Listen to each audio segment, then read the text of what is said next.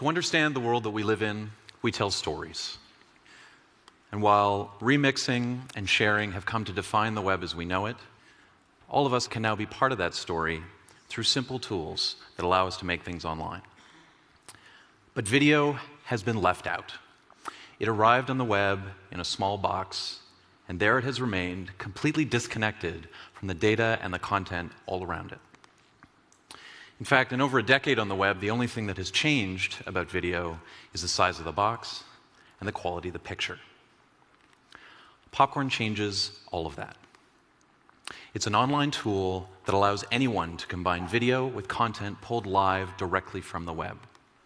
Videos created with Popcorn behave like the web itself, dynamic, full of links, and completely remixable, and finally allowed to break free from the frame.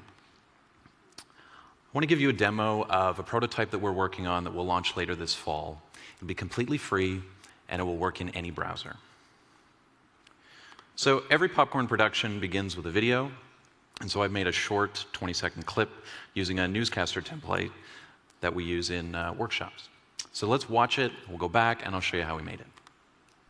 Hi, and welcome to my newscast. I've added my location with a Google map, and it's live, so try moving it around. You can add pop-ups with live links and custom icons, or pull in content from any web service, like Flickr, or add articles and blog posts with links out to the full content. So let's go back and I'll show you what you saw. There was a lot there. So this is the timeline, and if you've ever edited video, you're familiar with this, but instead of clips in the timeline, what you're looking at is web events pulled into the video. Now in this Popcorn production, we've got the title card, we've got a Google map that shows up picture in picture, then Popcorn lets it push outside the frame and take over the whole screen. There are two pop-ups bringing you some other information, and a final article with a link out to the original article.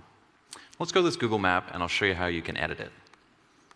All you do, go into the timeline, double-click the item. I've set it to Toronto, because that's where I'm from. Let's set it to something else.